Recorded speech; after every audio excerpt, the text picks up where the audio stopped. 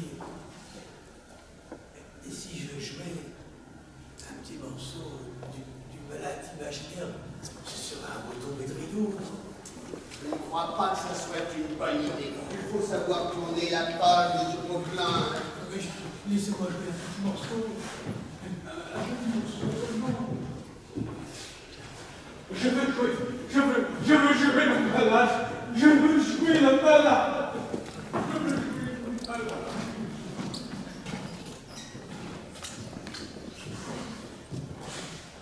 Notre Molière bien mal en chemin. Vous croyez que... Ne vous en faites pas. Nous aurons encore besoin de vos services. La relève est assurée. Voilà encore un.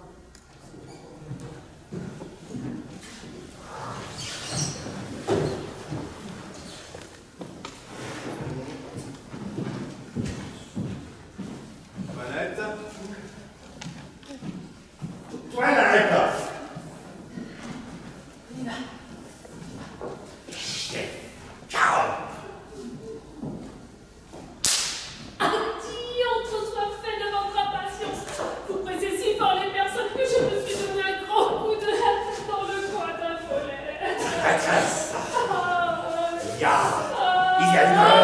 Tu m'as laissé. Ah, mais t'es quoi dans mon coquine que je te querelle? Ça non. Après ce que je me suis fait.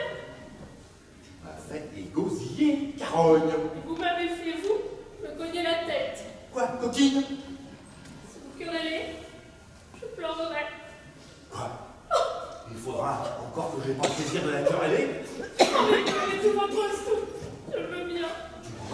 Belle chienne, on m'interrompt pas à tout bout. Oh, mais si vous avez le plaisir de jurer, il faut bien que de mon côté, j'ai le plaisir de pleurer, chacun sien, ce n'est pas trop. Alors, il faut en passer par là. Oh.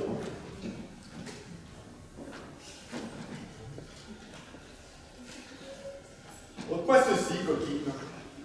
Ôte-moi ceci.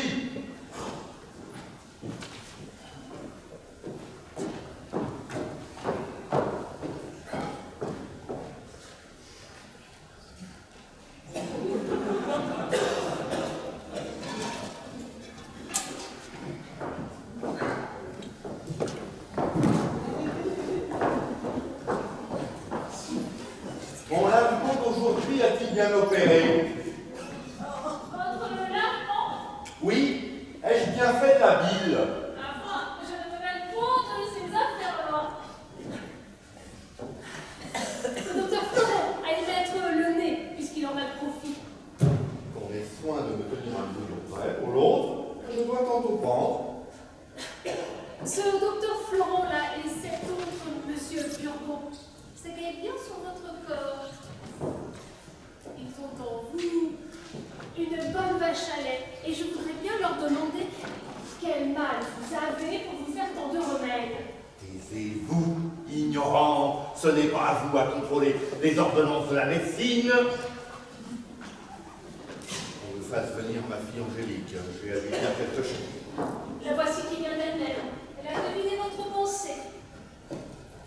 Approchez, Angélique. Venez un peu de vous, je voulais vous parler. Me voilà prête à vous ouïr. Attendez. Donnez-moi mon bâton. Je vais revenir tout à l'heure. Voyez vite, monsieur. Allez, monsieur. Le docteur Florent vous a donné son remède.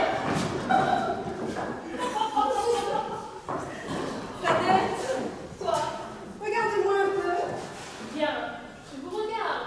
Toinette, Eh bien, quoi, Toinette? ne devines-tu point de quoi je veux parler? Ah, je m'en doute assez. De notre jeune amant, cassé sur lui de piscine.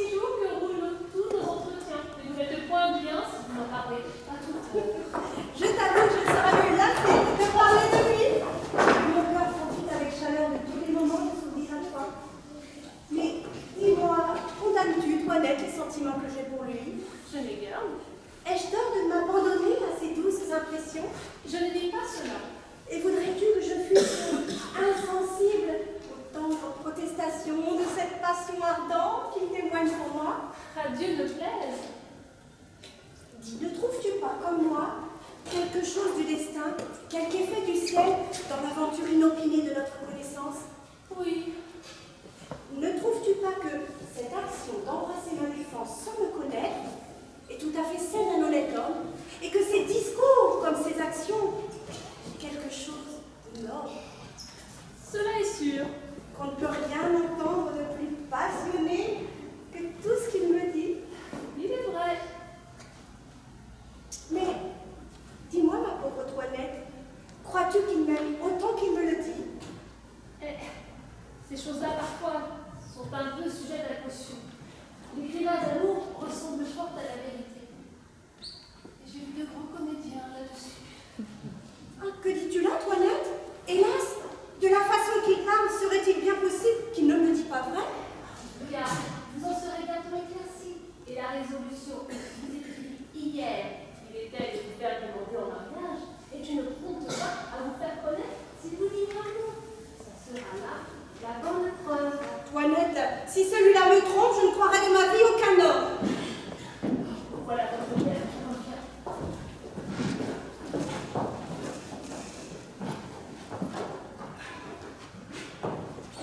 Oh, ça, ma fille, je vais vous dire une nouvelle, ou peut-être ne vous attendez-vous pas.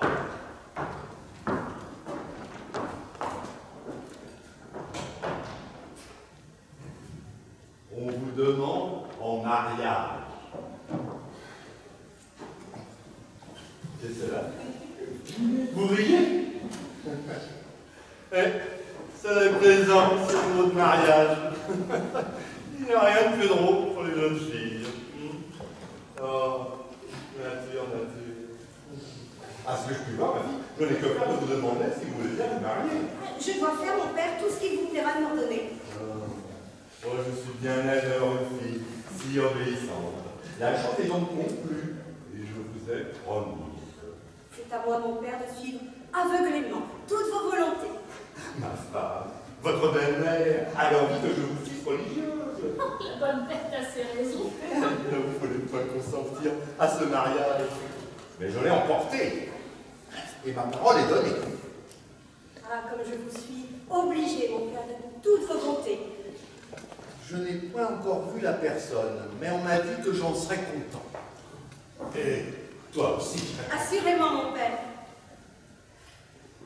Comment l'as-tu vu? Ah, je ne feindrai point de vous le dire, que le hasard nous a fait connaître il y a 6 jours, et de l'inclination que dès cette première vue nous avons prise l'un pour l'autre. Pas dit cela. Mais c'est tant mieux. Et c'est tant mieux que les choses soient de la sorte. Ils disent que c'est un grand jeune garçon bien fait. Oui, mon père. De belle taille. Sans doute. Sage et bien né. Assurément. Et qui parle bien latin et grec. Ça, c'est ce que je ne sais pas. Et qui sera reçu médecin dans 3 jours.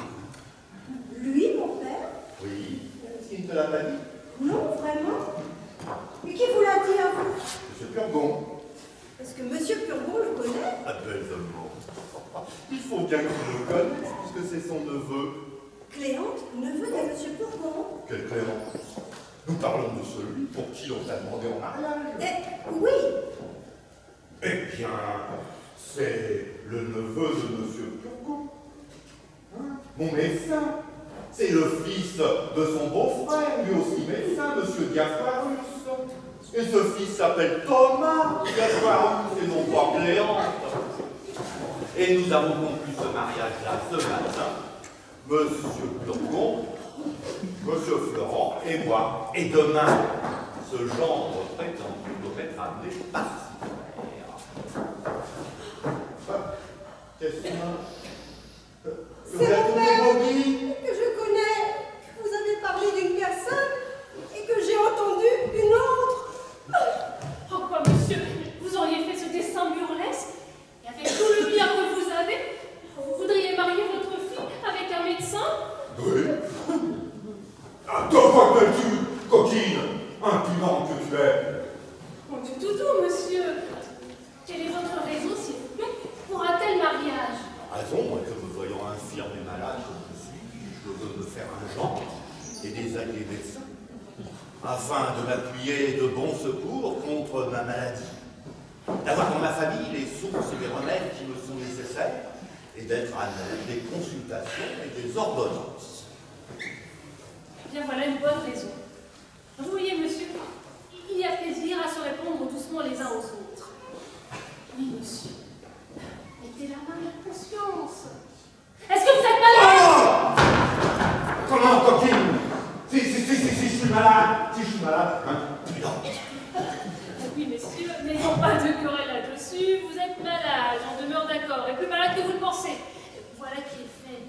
Mais votre fille, n'étant point malade, il n'est pas nécessaire de lui donner un médecin. C'est pour moi que je lui donne ce médecin. Et une fille de bon naturel doit être ravie d'épouser ce qui est utile à la santé de son père. Oh, mais votre fille, elle vous dira qu'elle n'a que faire de monsieur Diafoirus, ni de son fils, Thomas Diafoirus, ni de tous les Diafoirus du monde. J'en ai affaire, moi. Outre que le parti est plus avantageux qu'on le pense. Monsieur Diafoirus n'a que ce fils-là pour tout héritier. Et monsieur Purgon, qui n'a ni femme ni enfant, lui donne tout son bien en faveur de ce mariage. Et monsieur Purgon est un homme qui a 8000 bonnes livres de rente. Il faut qu'il ait tué bien des gens, ça vous fait si riche. Monsieur, tout cela est bel et bon, mais j'en reviens toujours là. Votre fille doit épouser un mari pour elle. Et n'étant point malade, il n'est pas nécessaire de lui donner un médecin. Je vous dis que je n'en démordrai pas. Je suis sûre qu'elle ne le fera pas. Je lui forcerai bien.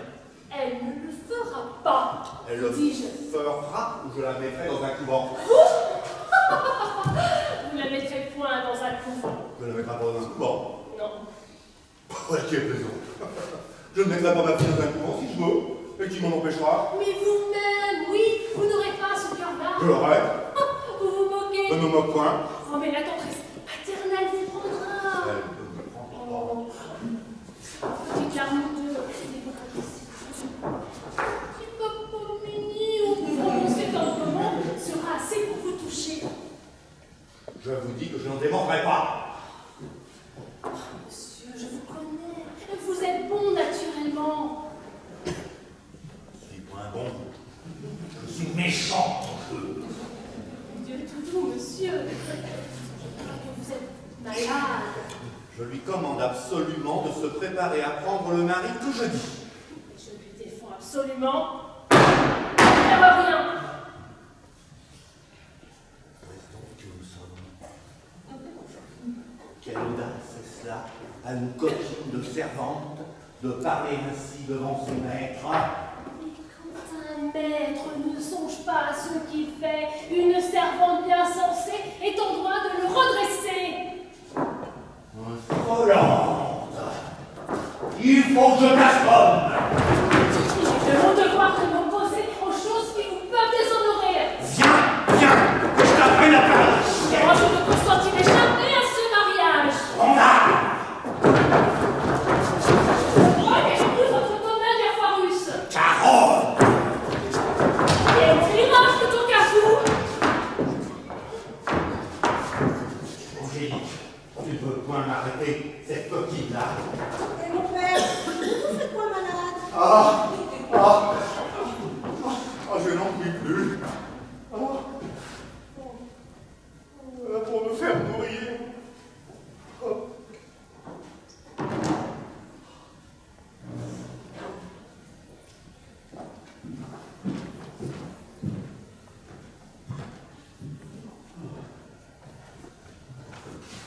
Ma femme, approchez. Qu'avez-vous, mon pauvre mari? Venez-vous-en ici à mon secours. Ce que c'est donc qu'il a encore, mon petit-fils? Mamie, Mon amour. on vient de me mettre en colère. Hélas, pauvre petit mari. Votre coquine de toilette est devenue plus insolente que jamais. Elle m'a dit, Mamie. C'est une hérésie.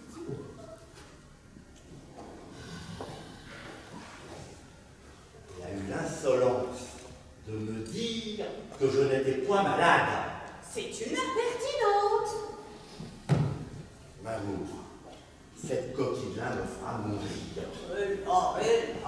Elle est cause de toute la bile que je fais. Ne vous fâchez maintenant. Et il y a je ne sais combien que je vous dis de me la chasser. Ah, mon ami, il n'y a pas de servantes et de serviteurs qui n'aient leurs défauts. Et on est contraint parfois de souffrir leur mauvaise famille. Celle-ci est un droit, soigneux, diligent et surtout fidèle. Et vous savez maintenant les précautions qu'il faut avec les gens qu'on prend. Oh là, Toilette!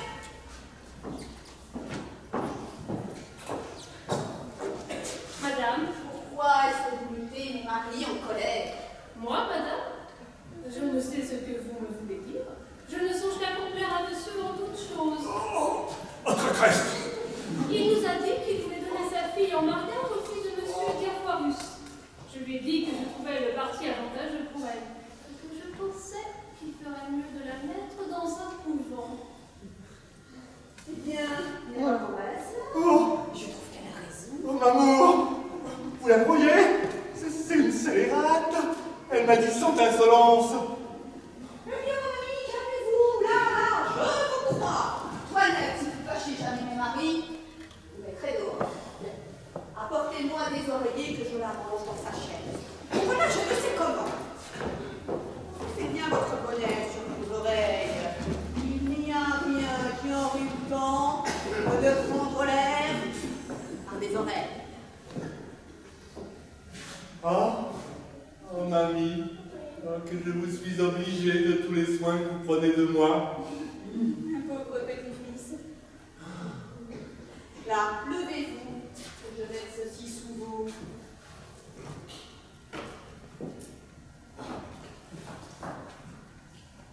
Celui-là, pour vous appuyer.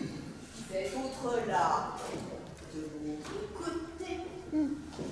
Celui-là, derrière votre dos. Et celui-là, pour vous garder la Oh, coquine! Oh, tu veux m'étouffer! Qu'est-ce que c'est donc? Je n'en puis plus. Pourquoi vous comportez-vous ainsi? Elle a cru bien faire. Vous ne connaissez pas Amour, la malice de la pondarde.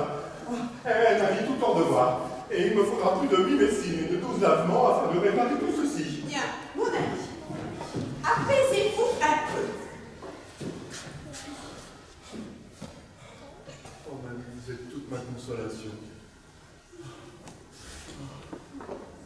Pauvre petit-fils. Pour tâcher de reconnaître l'amour que vous me portez, je veux, mon cœur, comme je vous ai dit, faire mon testament. Oh, ne parlez pas de cela, je vous en prie. Je ne saurais souffrir cette pensée. Et le seul mot de testament me fait tressaillir de douleur. Je vous avais dit de parler pour cela à votre notaire. Je l'ai entendu, moi. Faites-le d'entrer, Mamour. Oh, mon ami, quand on aime bien un mari, on n'est guère en état de songer à tout cela.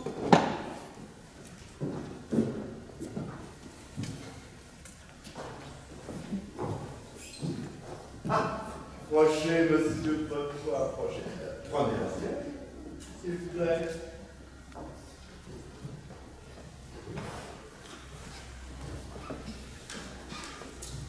Ma femme m'a dit, monsieur, que vous étiez fort honnête homme et tout à fait de ses amis. Et je l'ai chargé de vous parler pour un testament que je veux faire.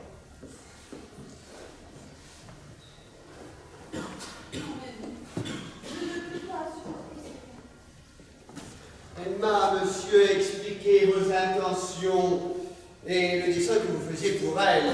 J'ai à vous dire là-dessus que vous ne sauriez rien donner à votre femme par votre testament. Pourquoi? La coutume y résiste. Tout l'avantage qu'ont les femmes conjointes en mariage se peuvent faire l'un à l'autre, c'est le don mutuel entre vivants. Voilà une coutume bien impertinente. Qu'un mari Ne puisse rien laisser à une femme dont il est aimé tendrement et qui prend de lui tant de soin. J'aurais envie de consulter mon avocat pour voir comment je pourrais faire. Ce n'est point à des oreilles qu'il faut aller, car il faut d'ordinaire sévère là-dessus. Il s'imagine que c'est un grand crime que de disposer en fraude de la loi. Ce sont gens de difficultés, ignorants des détours de la conscience. Il y a d'autres personnes à consulter qui sont bien plus accommodantes et peuvent rendre juste ce qui n'est pas permis, qui savent bannir par quelques avantages indirects les affaires. Sans cela, où en serions-nous tous les jours? Il faut de la souplesse et de la facilité dans les choses, autrement nous ne ferions rien. Et je ne donnerais rien de notre métier. Mais faut pas trop cela. Si vous n'êtes de vous, mon fils, je me serais resté au monde. Oh, mamie! Oh oui, mon ami, si je suis assez malheureuse pour vous perdre, la vie ne me sera plus de rien. Oh, ma chère femme! Et je suis au pouvoir pour vous prouver toute la tendresse que j'ai pour vous. Oh, amour! Les choses ne sont donc point encore là. Et ces fleurs ne sont point de cesser.